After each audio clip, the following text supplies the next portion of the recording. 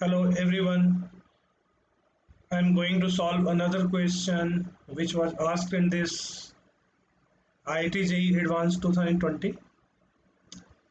ये question LR circuit से related है एंड म्यूचुअल इंडक्शन का भी इसमें कॉन्सेप्ट इन्वॉल्व है। तो इस वाले क्वेश्चन को हम लोग सबसे पहले देखते हैं। So this is the question. अब इसमें देखिए स्टेटमेंट ये लिखा हुआ है, ये फिगर भी नीचे हमने बना रखा है। स्टेटमेंट ये लिखा हुआ है कि the inductors of two LR circuit are placed next to each other. अब ये इंडक्टर और ये इंडक्टर एक दूसरे के आमने सामने बेसिकली आसपास रखे हुए हैं एज शोन इन फिगर।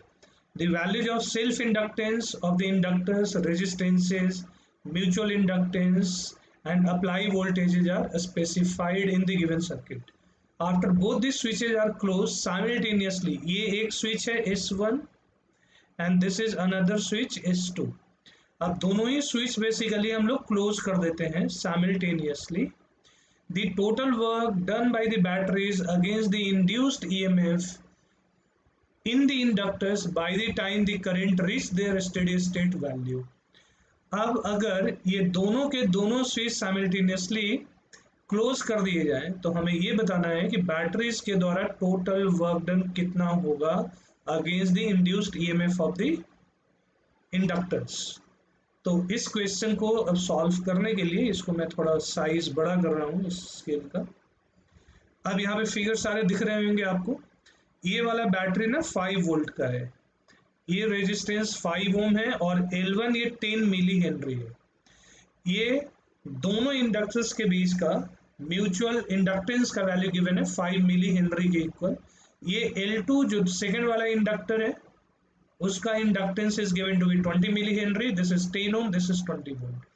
तो अब देखिए सबसे पहले यहाँ पे जब ये स्टेडी स्टेट रीच करेगा इस वाले सर्किट में जो करंट I1 फ्लो होगा that current I1 would be equal to EMF of the battery upon resistance R। यही होता है बेसिकली कॉन्सेप्ट।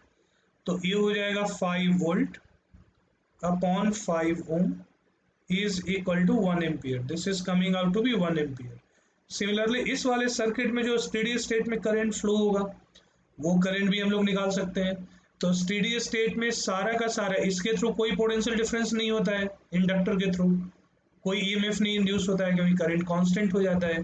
तो सारा का सारा जो ईएमएफ बैटरी का होगा वो एक क्रॉस दी रजिस्टर होगा। तो ये I2 का वैल्यू उसी फंडे से E2 अपॉन R2 ये लिख देंगे।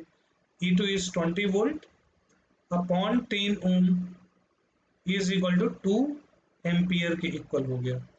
अब यहाँ पे देखिए सेल्फ इंडक्टेंस के कारण यहाँ पे इंडक्टर में भी एनर्जी स्टोर्ड होगा, इसमें भी एनर्जी स्टोर्ड होगा फाइनली, और म्यूचुअल इंडक्टेंस इंडक्शन के कारण भी यहाँ पे एनर्जी स्टोर्ड होगा।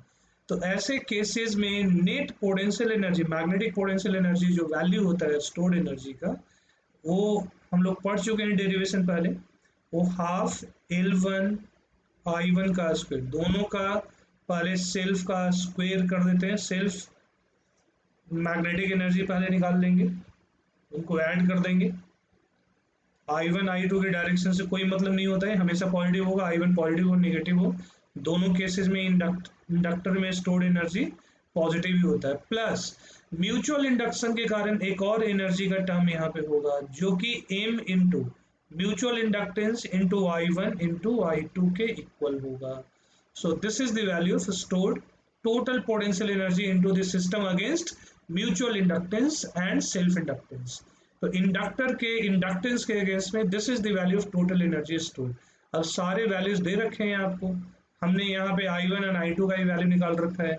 सो if we solve this all what we are going to get is half L1 10 millihenry, ध्यान रखना है मिली में या हेनरी है, इंटू I1 का वैल्यू 1 एम्पियर का square would be 1 plus half L2 is 20 millihenry into I2 का value is 20 का स्क्वायर प्लस म्यूचुअल इंडक्टेंस का वैल्यू ये देख लो 5 है, 5 into I1 is 1 ampere into I2 is 2 ampere.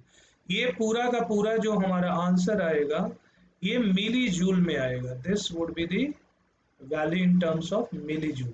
तो ये जो पोटेंशियल एनर्जी का जो वैल्यू आ रहा है, stored potential energy in the form of magnetic potential energy, उसका वैल्यू आ जाएगा ये हाफ, 10 का half would be 5 plus this is 20 into 240 plus this is 5 into 2 is 10. Adding them would give us a value equal to 55 millijoule. अब ये हमने जो potential energy stored in the inductors हमने जो निकाला है, यही basically work done by batteries against inductance होगा। तो वर्क डन बाई बैटरी भी इंडक्टेंस के अगेंस्ट में जो होगा, ठीक है, वो exactly change in potential energy के इक्वल होता है। Work done by external source, external agent is equal to change in potential energy is equal to 55 millijoule के इक्वल होगा। So this is the final answer 55 millijoule। तो यही हमें करना था।